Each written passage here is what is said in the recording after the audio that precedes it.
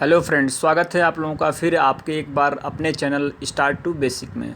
Friends, हम लोग पढ़ रहे हैं ज्योग्राफी एनसीईआरटी के माध्यम से क्लास 7 की, और ये क्लास 7 की लेसन 7 होगा। इसके बाद जो है 2 लेसन और आप लोगों का होगा, उसके बाद से क्लास 7 की ज्योग्राफी समाप्त हो जाएगी।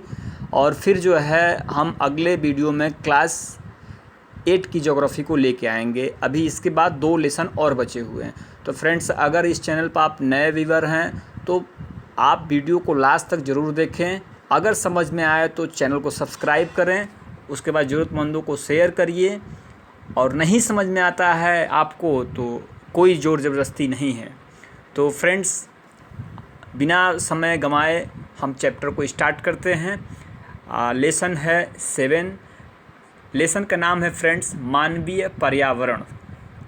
इस मानवीय पर्यावरण के अंतर्गत जो पढ़ना है हम लोगों को, उसमें हैं बस्तियां, परिवहन एवं संचार। कहने का तात्पर्य फ्रेंड्स ये है कि मानवीय पर्यावरण जो चैप्टर का नाम है, इसके अंतर्गत जो है पढ़ना क्या है, बस्तियां पढ़ना है, परिवहन पढ़ना है और संचार के साधन।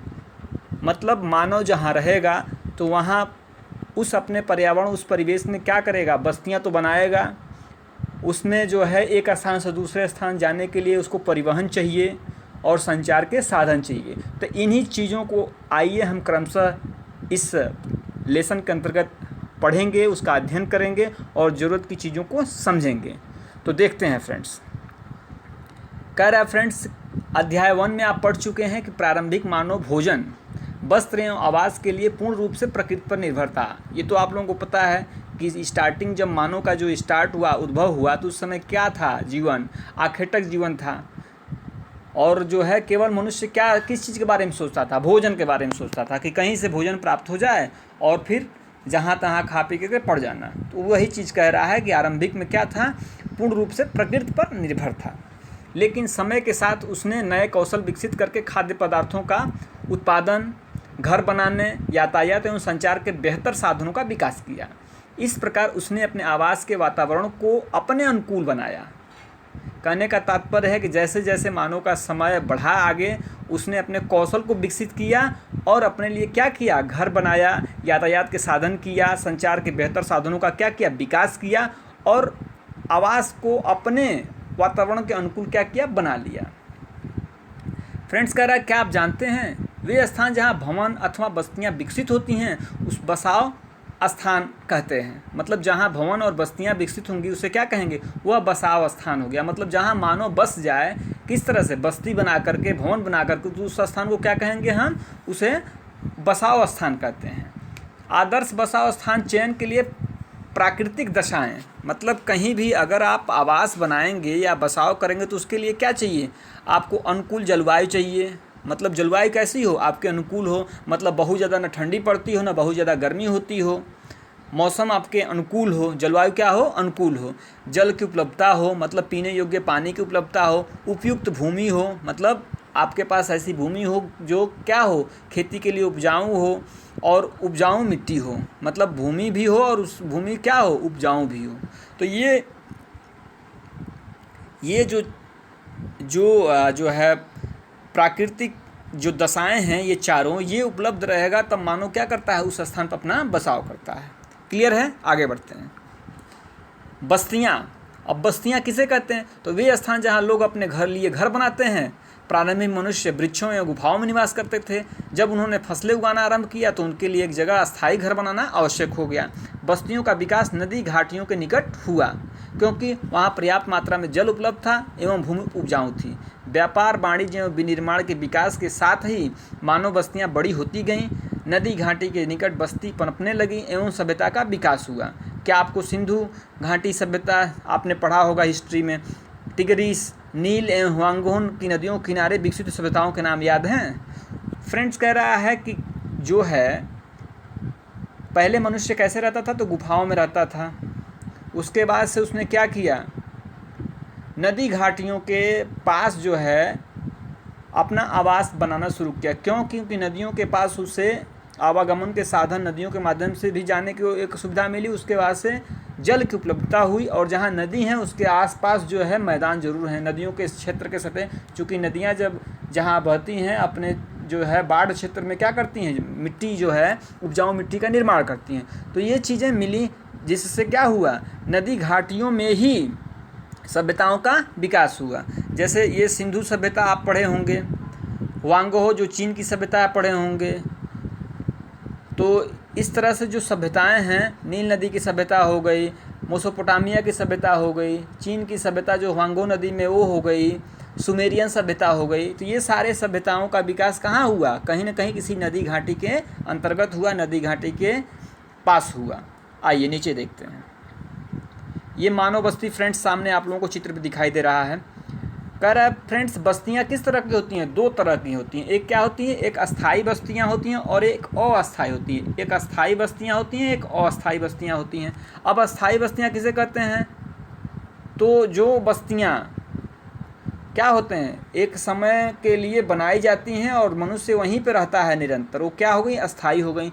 और जो अस्थाई होता है, कुछ समय के लिए बनाया गया और उसके बाद से फिर से छोड़ करके आदमी आगे बढ़ जाता है, तो उसको क्या कहते हैं, अस्थाई कहते हैं। जैसे मान लो आप घने जंगलों को काट करके आदमी, या गर्म एवं ठंडे रेगिस्तान है, पर्वतों के निवासी अक्सर क्या कहते हैं, अस्थाई बस्तियां बनाकर रहते हैं।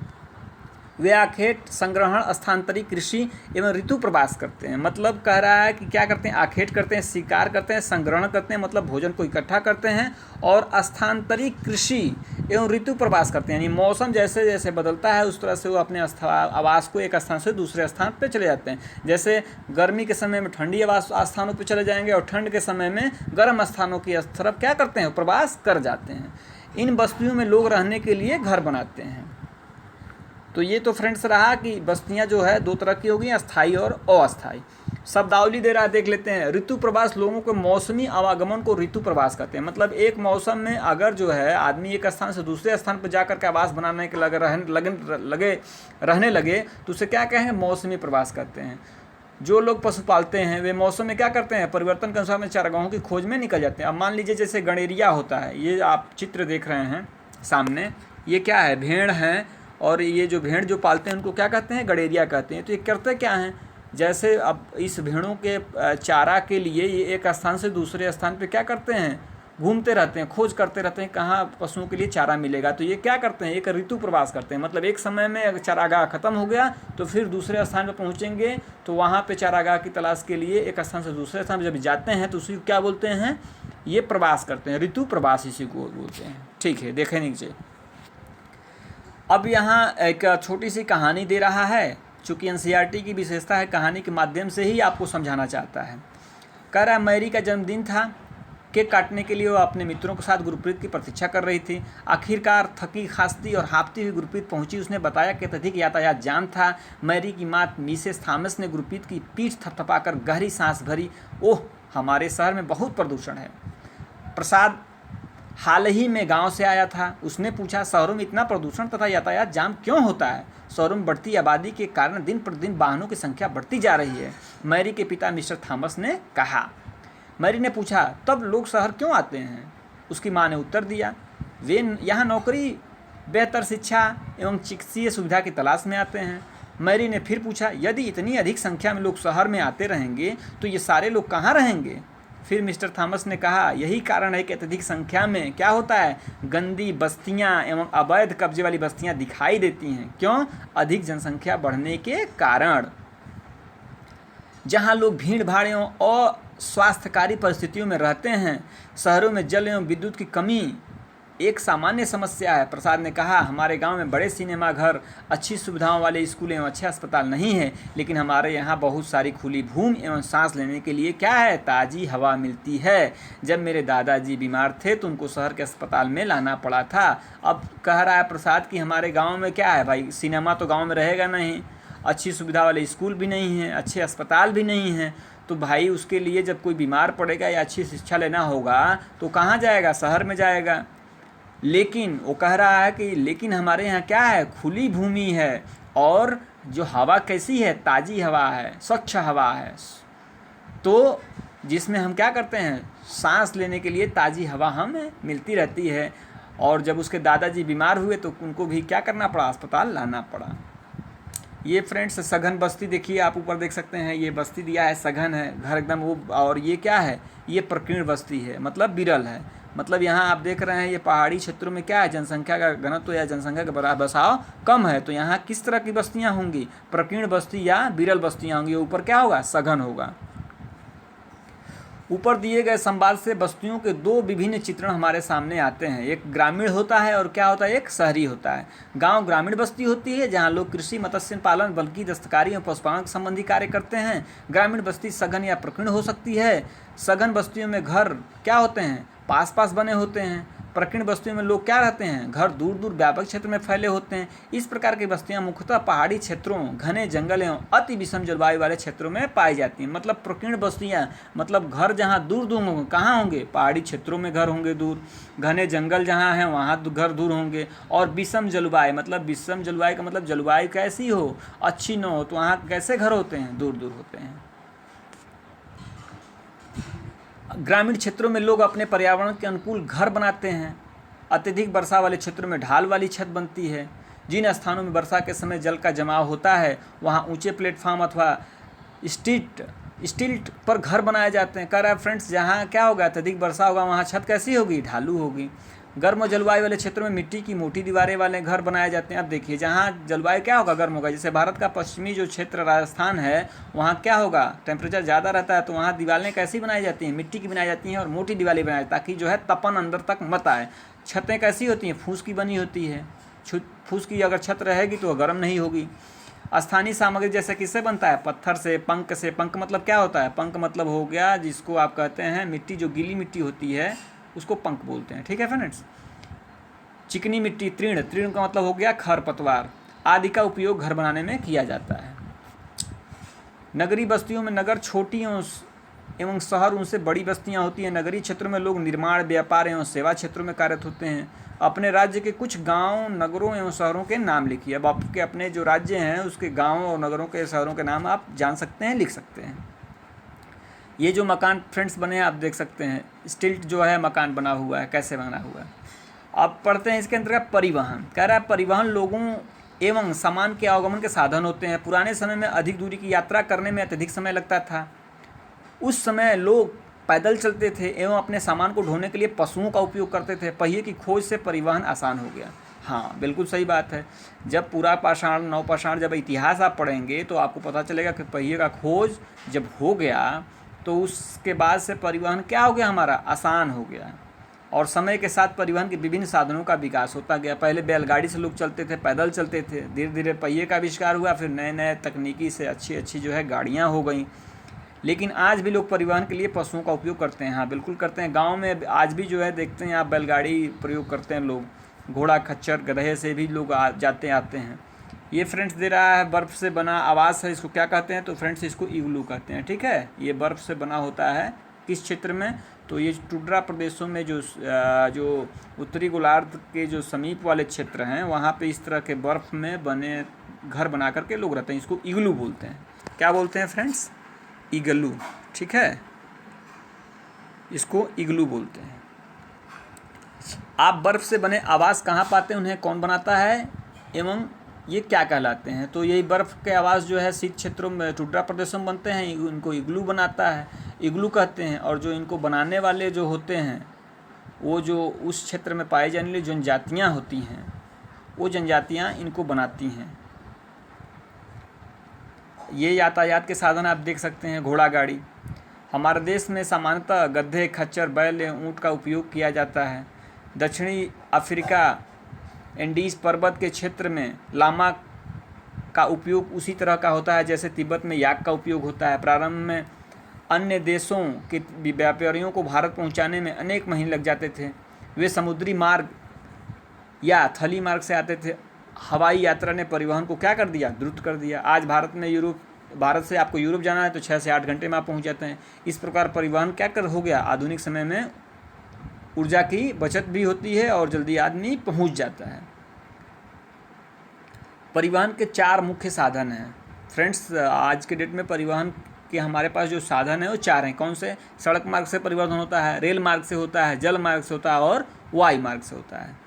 कह रहा है फ्रेंड्स, क्या आप जानते हैं भारत में अनेक राष्ट्रीय एवं राज्य राजमार्ग हैं। भारत में एक्सप्रेसवे का निर्माण नवीनतम है। स्वर्णिम चतुर्भुज महामार्ग दिल्ली, मुंबई, चेन्नई और कोलकाता को जोड़ता है। स्वर्णिम चतुर्भुज जो अटल बिहारी वाजपेयी जी ने अब शुरू किया था, वो किसको किसको जोड़ता है? तो यह दिल्ली, मुंबई, ये जैसे स्वर्णिम चतुर्भुज जो है उत्तर से दक्षिण और पूरब से पश्चिम, यही स्वर्णिम चतुर्भुज योजना है।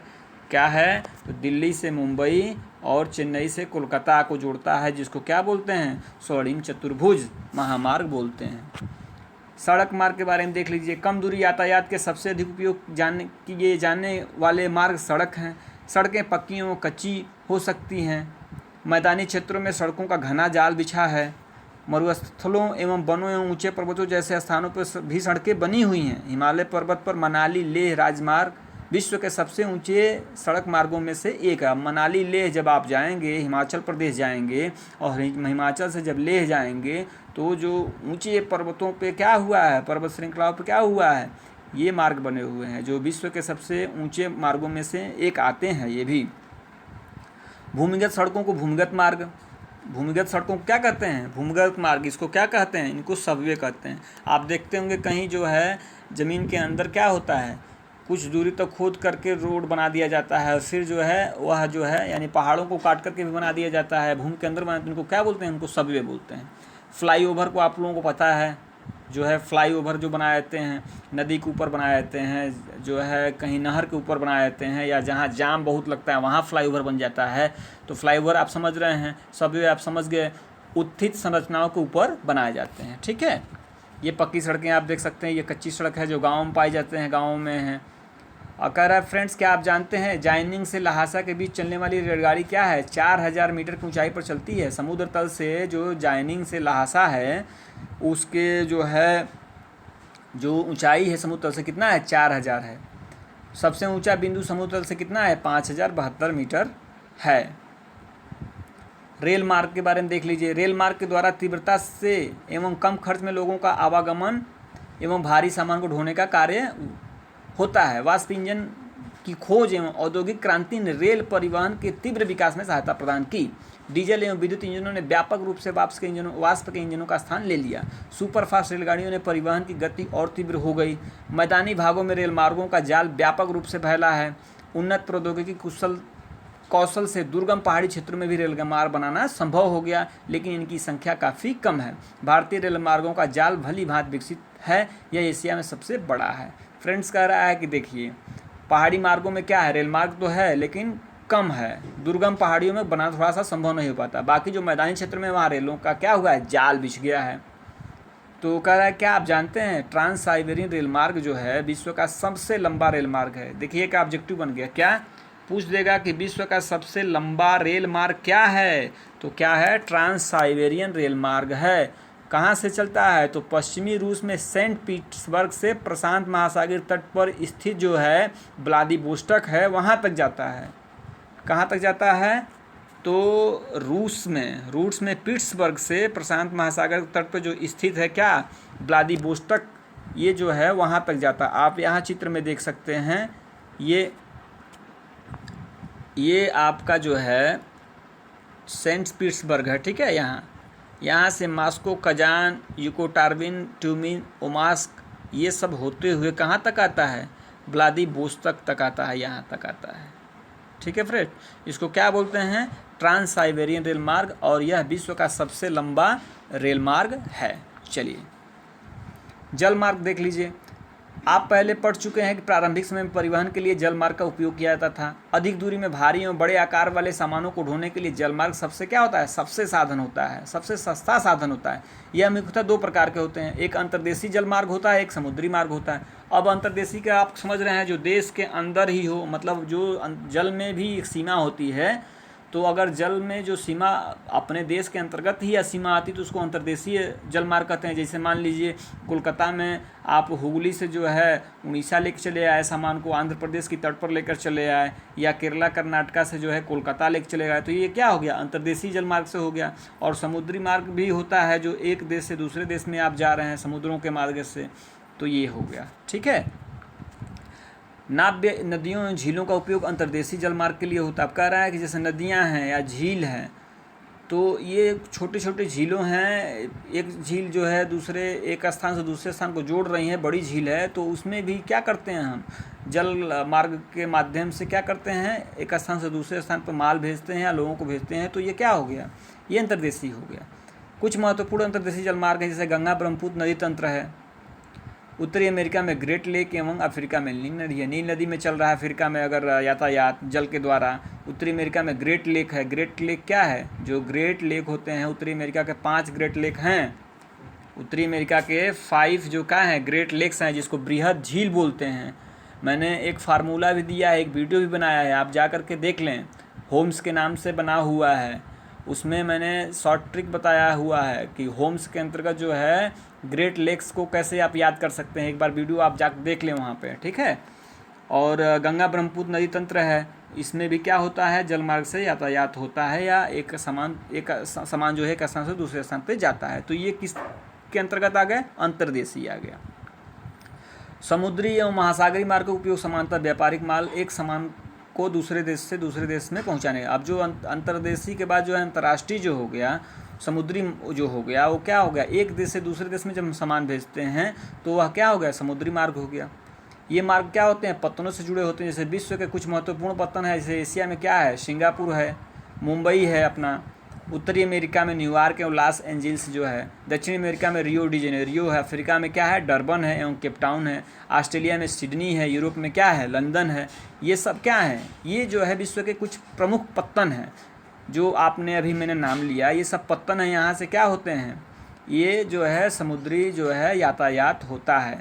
ये अंतर्देशीय जलमार्ग देख सकते हैं जो भारत के अंदर है, गंगा ब्रह्मपुत्र नदी तंत्र में है। वायु मार्ग बता रहा है फ्रेंड्स, 20वीं सदी के आरंभ में विकसित यह परिवहन का सबसे तीव्र मार्ग है। ईंधन की लागत अधिक होने के कारण यह सर्वाधिक महंगा साधन है। वायु यातायात खराब मौसम जैसे कोहरे और तूफान से कुप्रभावित होता है। यह यातायात का अकेला साधन है जो सर्वाधिक दुर्गम एवं दूरस्थ स्थानों तक पहुंच सकता है, विशेष रूप से जहां सड़क एवं रेल मार्ग नहीं है। हेलीकॉप्टर अगम्य स्थानों एवं संकटकालीन स्थितियों में लोगों को बचाने एवं भोजन, जल, कपड़े एवं दवाएं बांटने के लिए एक बहुत ही उपयोगी साधन है।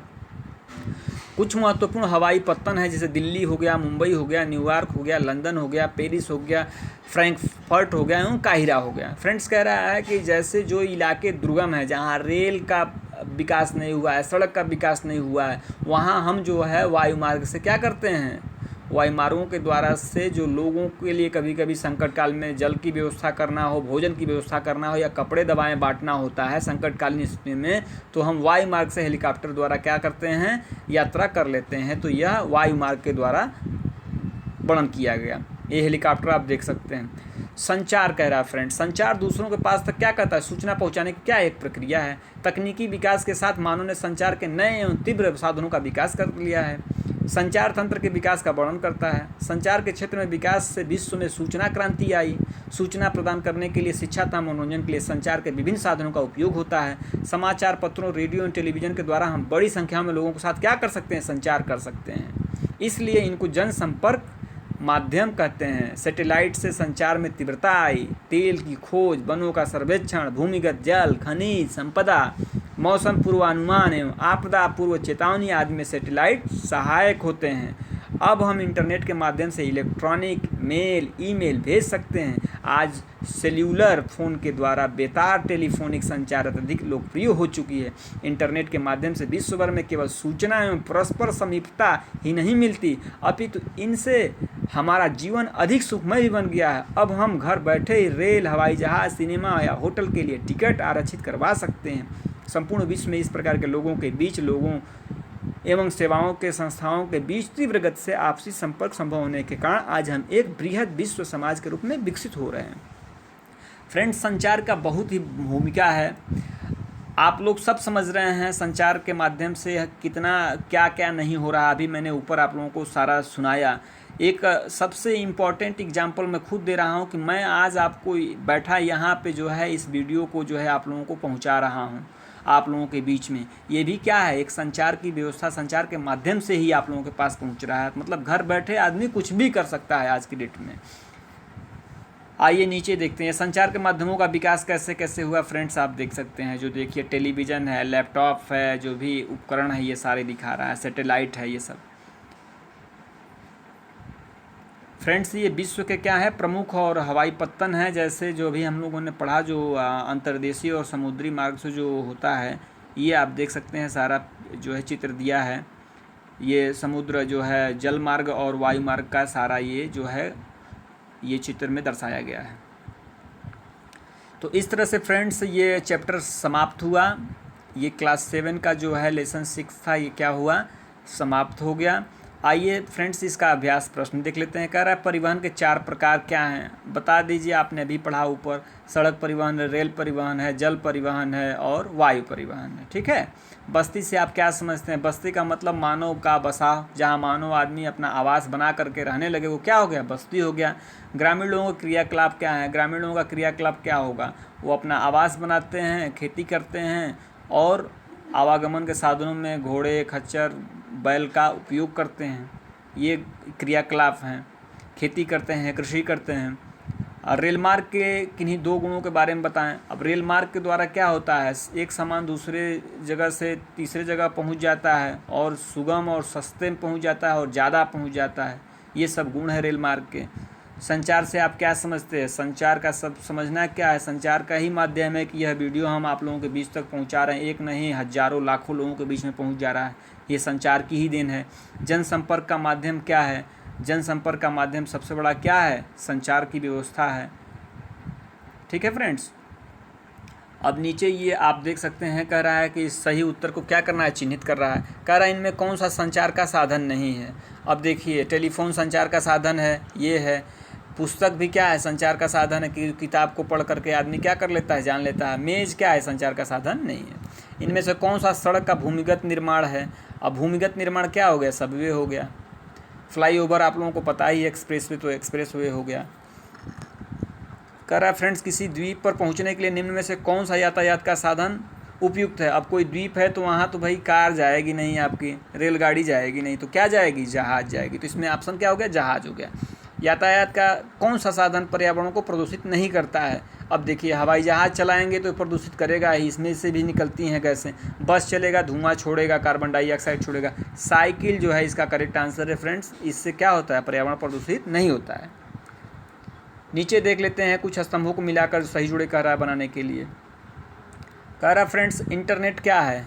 तो इंटरनेट जो है संचार का साधन हो जाएगा। ये इंटरनेट क्या हो जाएगा? संचार का साधन है। नहर मार्ग क्या है? नहर मार्ग अंतर्देशीय हो जाएगा फ्रेंड्स। ये नहर मार्ग जो हो गया अंतर्देशीय हो जाएगा। ठीक है। नगरीय क्षेत्र को क्या कहते हैं? तो नगरीय क्षेत्र जहाँ लोग उत्पादन, व्यापार एवं सेवा क्षेत्र में कार्यरत करते हैं, वो क्या हो गया? नगरीय क्षेत्र हो गया। सघन बस्ती क्या हो गया? आसपास निर्मित घरों वाले क्षेत्र। सघन बस्ती आसपास जो है निर्मित घरों वाले जो क्षेत्र हैं वो क्या हो? सघन बस्ती हो गया। और